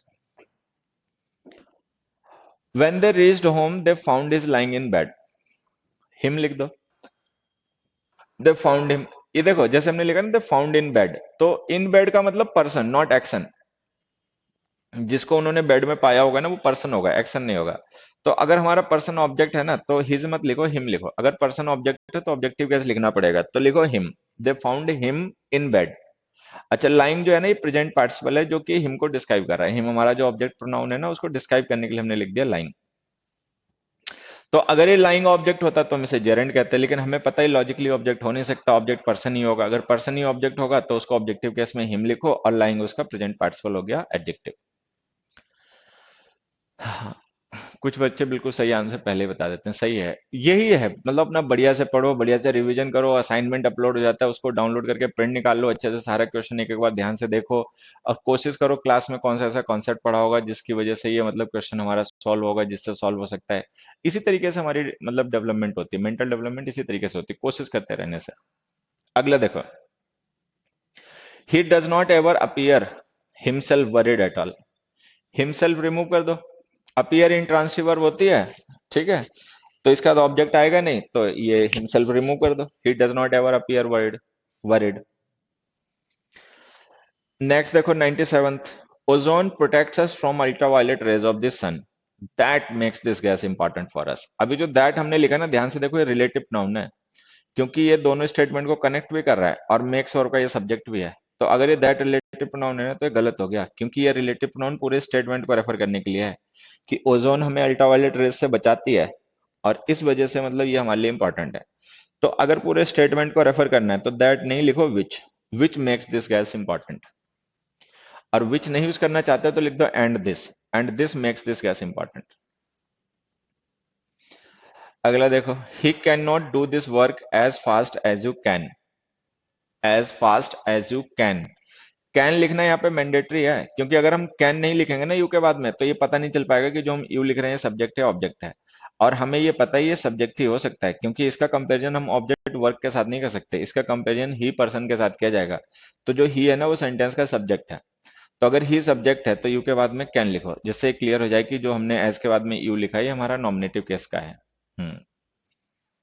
अगला देखो, mercury is the only metal that, the only लिख दिया ना, तो द ओनली का मतलब ये अकेली मेटल है और कोई दूसरी ऐसी मेटल है नहीं। तो अगर हमें कभी किसी एंटीसीडेंट को एम्फिसाइज करना हो तो उसके लिए रिलेटिव प्रोनाउन दैट का यूज क्या करो, द ओनली मेटल दैट। 100 देखो, it was a good opportunity for us but which we lost. अब देखो विच जो है ना रिलेटिव प्रोनाउन, अगर हमने ये लिख दिया तो इस बट की जरूरत नहीं है, इसको रिमूव कर दो, रिलेटिव प्रोनाउंस के साथ में कंजंक्शन मत लिखा करो, ठीक, तो बट रिमूव कर दो। It was a good opportunity for us which we lost, ठीक है। अच्छा, अब मान लो अगर बट ही लिखना चाहते हो कि नहीं भाई हमें बट कंजंक्शन जरूर लिखना है, तो अगर बट लिखना चाहते हो तो विच को रिमूव करके कोई पर्सनल प्रोनाउन यूज कर लो, अपॉर्चुनिटी के लिए इट यूज होगा, तो लॉस्ट के बाद लिख दो बट वी लॉस्ट इट। तो या तो लिखो बट वी लॉस्ट इट या लिखो विच वी लॉस्ट, ऐसे। 111 क्वेश्चन है, इसमें लिखो we shall welcome them self की जगह लिखो them, we shall welcome them. तो जो हमने वी लिखा है ये सब्जेक्ट है, देमसेल्व्स ऑब्जेक्ट है, तो अगर सब्जेक्ट ऑब्जेक्ट सेम ना हो तो ऑब्जेक्टिव केस लिखा करो, रिफ्लेक्सिव केस देमसेल्व्स गलत है, इसकी जगह लिखो them, we shall welcome them. हाँ बिल्कुल सही बच्चा। अगला देखो, हाँ, अगला क्वेश्चन है हमारा, they and you have been shortlisted, you and they लिखो। यू लिसनर होता है, लिसनर हमेशा थर्ड पर्सन से पहले लिखा करो, सेकेंड पर्सन जो प्रोनाउन होता है ना वो एक्चुअली लिसनर होता है, तो उसको हमेशा ही थर्ड पर्सन से पहले लिखा करो, तो इसे लिखो यू एंड दे। अगला देखो, नेक्स्ट क्वेश्चन हमने लिखा है every one but him. But जो वर्ड होता है ना, अगर इसका मतलब एक्सक्लूडिंग हो तो ये प्रेपोजिशन होता है, इसका तो ऑब्जेक्टिव केस लिखा करो, तो लिखो every one but him. Every one but him का मतलब उसको छोड़कर बाकी सारे, एवरी वन का मतलब टोटल हो गया, और बट हिम का मतलब हो गया टोटल में से हिम को रिमूव करने के बाद। हर नहीं बच्चे, हिम लिखो, ही लिखा हुआ है, एवरी वन बट हिम। अगला देखो, how can one enjoy in such a frightening. आप फ्राइटनिंग ये अलग अलग है, ध्यान देना, वो ए डिटर्मिनर है, वो फ्राइटनिंग के साथ ही लिख के अपना अलग कर लेना, ठीक है। हाउ कैन वन एंजॉय, अब देखो enjoy is a transitive verb, we can't use without an object, no object is given here, तो इसमें लिखो how can one enjoy one self. हाँ, एंजॉय ट्रांसिटिव वर्ब होती है, बिना ऑब्जेक्ट के नहीं यूज हो सकती, तो या तो इसके बाद में कोई ऑब्जेक्ट लिखो और नहीं तो इसकी जगह रिफ्लेक्सिव प्रोनाउन लिख दो, how can one enjoy one self. 105 देखो, she and my self have bought, इसको लिखो शी एंड आई, सब्जेक्ट हमेशा नॉमिनेटिव केस लिखा करो, शी एंड आई। अगला देखो, as far as technological progress is concerned they are far better than us. अब देखो ये जो देन के बाद हमने अस प्रोनाउन लिखा ना, इसका कंपैरिजन हम किसी ऑब्जेक्ट से नहीं कर रहे, ऑब्जेक्ट तो दे ही नहीं रखा, कंपैरिजन उससे करेंगे भी कहां से। इस अस का कंपैरिजन हम कर रहे हैं दे से। They are far better than us लिखा है ना, तो अस का कंपैरिजन दे से हो रहा है। अब दे है सब्जेक्ट, अगर हम दे सब्जेक्ट से कंपैरिजन कर रहे हैं तो अस की जगह वी लिखो, they are far better than we.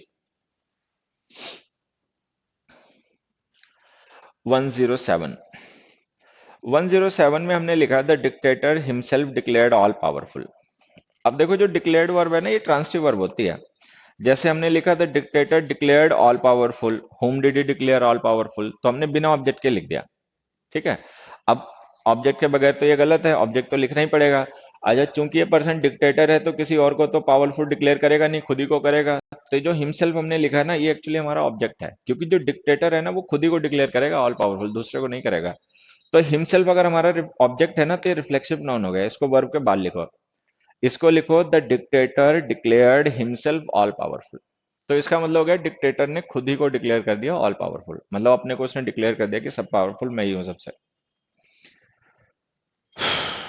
Next देखो, he you and I are to blame.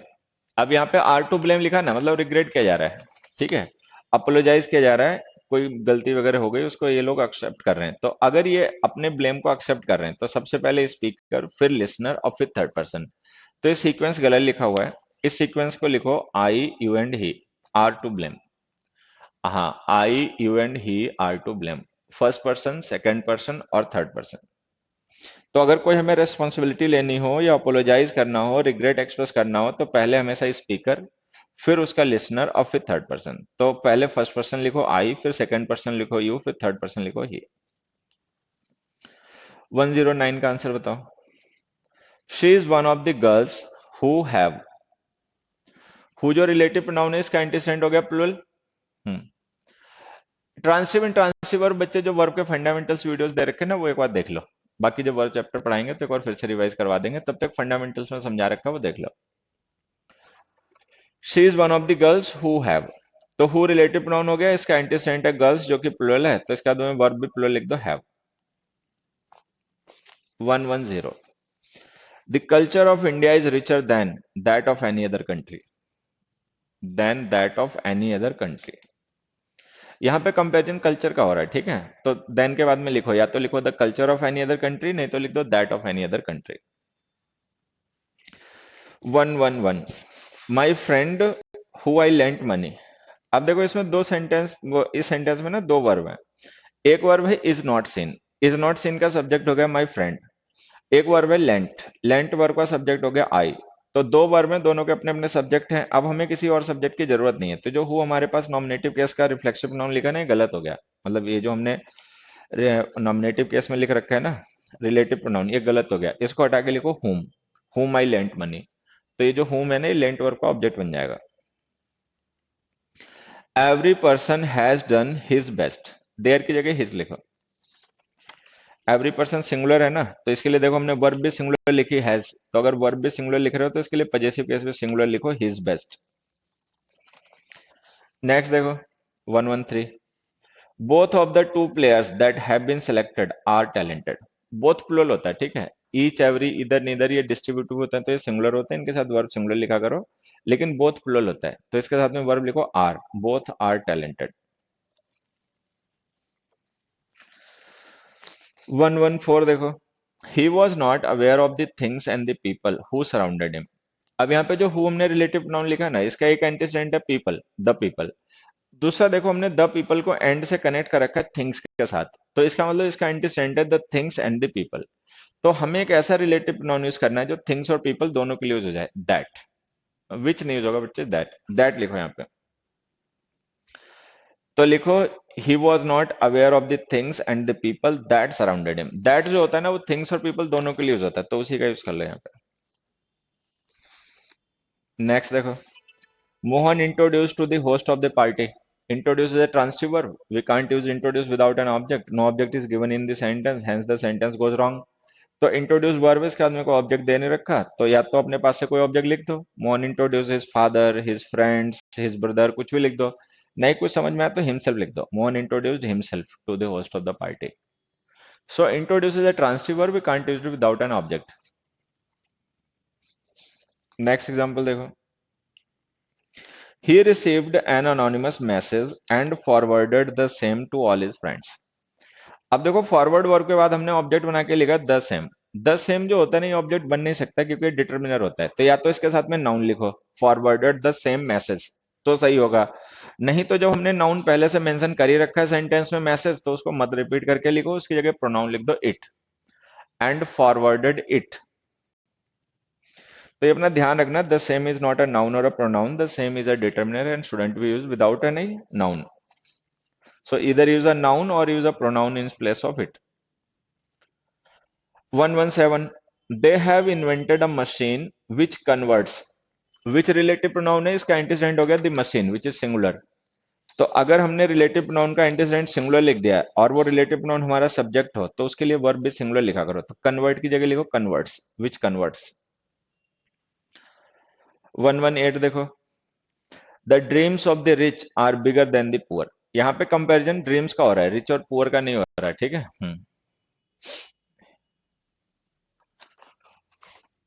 अभी बच्चे बता देते हैं। नेक्स्ट क्वेश्चन देखो हमारा, नेक्स्ट क्वेश्चन में हमने लिखा है the dreams of the rich are bigger than the poor, तो इसको लिखो those of the poor, those of the poor.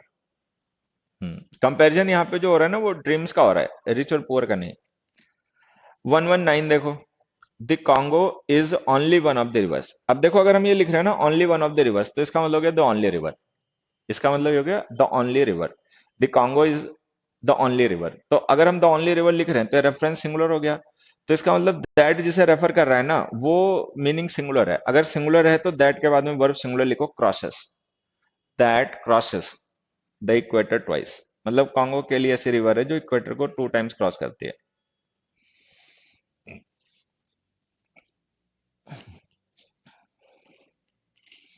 हाँ, क्रॉसेस आ जाएगा, ठीक है बच्चे। नेक्स्ट क्वेश्चन देखो, दे बोथ वर हैप्पी, इसको लिखो दे वर बोथ हैप्पी। ये वही वाला हमारा हो गया जो हमने उसमें पढ़ा था ना कि ईच है, ऑल है, बोथ है। अगर हम इनका यूज एम्फेसाइज करने के लिए नंबर को या टोटल को करें, तो इनकी पोजीशन वही लिखा करो जो एडवर्ब ऑफ फ्रीक्वेंसी के सेंटेंस में होती है। तो हाँ, हम्म, हाँ बच्चे, वर्ब के फंडामेंटल्स में बताया।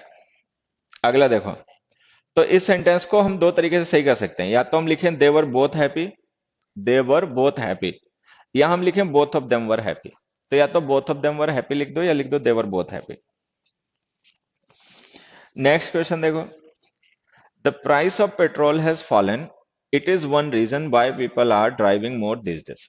अब इस सेंटेंस में ध्यान से देखना, ये जो हमने इट लिखा है ना, ये इट ना तो प्राइस को रेफर करने के लिए ना पेट्रोल को रेफर करने के लिए, ये इट इस पूरे स्टेटमेंट को रेफर करने के लिए। जो पेट्रोल का प्राइस कम हो गया ना, तो उसकी वजह से लोग ज्यादा ड्राइविंग कर रहे हैं, ठीक। तो अगर हमें तो होल स्टेटमेंट को रेफर करना है, तो इट हटाओ, ये पर्सनल प्रोनाउन होता है, इसकी जगह लिखो दिस।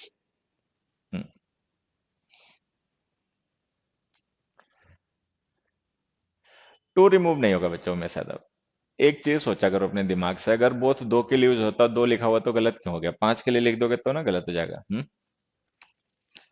अगला देखो,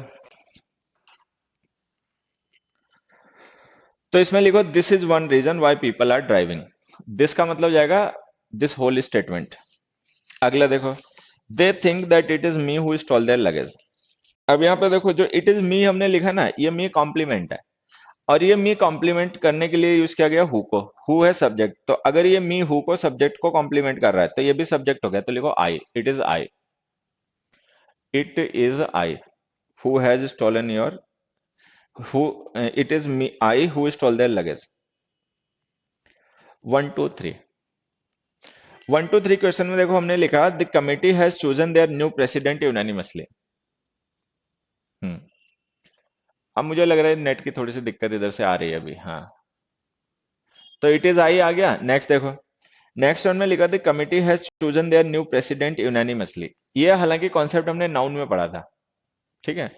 नाउन में हमने कॉन्सेप्ट पढ़ा था कि जो कलेक्टिव नाउन्स होते हैं, जैसे कमिटी है, ज्यूरी है, काउंसिल है, फैमिली है, टीम है, क्रू है, अगर ये कलेक्टिव नाउन्स जिन लोगों से बनते हैं वो लोग एज ए यूनिट एक्ट करें, तो ये सिंगुलर होते हैं, इनके लिए वर्ब सिंगुलर लिखा करो। लेकिन अगर वो लोग जिनसे ये ग्रुप्स बनते हैं वो इंडिविजुअल्स के तरीके से, सेपरेट इंडिविजुअल्स के तरीके से एक्ट करें, तो ये प्लुरल होता है, इनके लिए वर्ब प्लुरल लिखा करो, ठीक है। तो यहाँ पे देखो हमने लिखा था कमेटी जो है ना उसने अपने प्रेसिडेंट को यूनानिमसली चूज किया है। यूनानिमसली का मतलब बिना किसी विवाद के, बिना किसी डिफरेंसेस के। तो इसका मतलब जो कमेटी के मेंबर्स रहे होंगे उन्होंने एज ए यूनिट एक्ट किया है, एक एक साथ एज ए यूनिट। तो अगर उन्होंने एज ए यूनिट एक्ट किया ना तो सिंगुलर हो गए, देयर की जगह लिखो it's, the committee has chosen it's new president unanimously. ठीक है, हाँ, यूनिट मतलब सिंगुलर। तो ये जो तुम्हारे डिटर्म ये जो प्रोनाउंस हैं, ये कंपेरिजन अपना कर लेना, एक बार प्रैक्टिस असाइनमेंट का लेक्चर भी देख लेना। और मैं बता देता हूँ, कल की क्लास में हम लोग कॉस्टिव वर्ब डिस्कस करेंगे। कॉस्टिव वर्ब, एक चीज मैं पहले ही बता देता हूँ, अपना ध्यान से देख लेना। वो दिस बच्चे नहीं सही है, वो इट सही है। वो असल में पूरे स्टेटमेंट को रेफर नहीं करना है भिकम राठौर, उसमें हमें केवल रेफर करना है उसके एफर्ट को, कोशिश करने की जो कोशिश है ना उसको रेफर करना है। तो दिस हम तब लिखते हैं जब हमें पूरे स्टेटमेंट को रेफर करना होता है। ध्यान से सेंटेंस पढ़ो, वो पूरे स्टेटमेंट को रेफर नहीं करना है। इट का मतलब है उसकी वो जो कोशिश थी, एफर्ट्स थे वो, ठीक है। तो वो सही है, दिस सही है, वो गलत नहीं है। हम्म? देखो, ये जो क्वेश्चन है ना बच्चे, तुम्हारा मुकेश से बता देता हूँ। जो नॉन डिफाइनिंग क्लॉजेस होते हैं ना, they can be sometime placed away from their determiners antecedents. तो नॉन डिफाइनिंग क्लॉजेस अगर अपने एंटीसीडेंट से दूर भी लिखे हो तो कोई फर्क नहीं पड़ता, वो सही होता है। खैर, अब जो मैं कह रहा था मेरी बात सुन लो पहले। तो मैं ये कह रहा था कि जो कॉस्टिव वर्ब चैप्टर है ना उसका फंडामेंटल में आज देखना वीडियो अपलोड हो गया होगा। फंडामेंटल्स में कॉस्टिव वर्ब का वीडियो अपलोड हो गया होगा, ठीक है। तो वो वीडियो अच्छे से देख लेना, समझ लेना। उसमें एक कॉस्टिव वर्ब जो है वो मैंने डिस्कस नहीं की थी, तो वो नहीं होगी, वो मैं कल समझा दूंगा जब लाइव क्लास लूंगा। और उसी समय दो चार पांच क्वेश्चन भी प्रैक्टिस के लिए डिस्कस करूंगा। कॉस्टिव वर्ब के तुम्हारे साथ में, मतलब प्रैक्टिस के लिए कुछ क्वेश्चन डिस्कस करूंगा। बाकी जो एक कॉस्टिव वर्ब रह गई थी वो बता दूंगा, कल समझा दूंगा। और जो तुम्हारे डाउट रहे कॉस्टिव वर्ब में वो अपने पूछ लेना, समझने के बाद में कोई चीज नहीं समझ में आई तो पूछ लेना। मतलब कल इतना ही होगा, कुछ ज्यादा नहीं होगा। और अब ये मुझे लग रहा है नेट थोड़ा सा डिस्टर्ब सा कर रहा है यहाँ पर, ठीक है। तो अब हम लोग चलते हैं, ये अपना डिस्कशन वगैरह देख लेना, रिवीजन वगैरह करना। और कल का बता ही दिया होगा दुरानी सर ने व्हाट्सएप के थ्रू कि कल हम लोग कॉस्टिव वर्ब पे डिस्कशन करेंगे। कॉस्टिव वर्ब का जो वीडियो अपलोड हो गया है फंडामेंटल्स में, वो पहले अच्छे से देख लेना कल की क्लास से पहले, ठीक है। और चलो आज के लिए सभी को बाय, गुड नाइट बच्चों।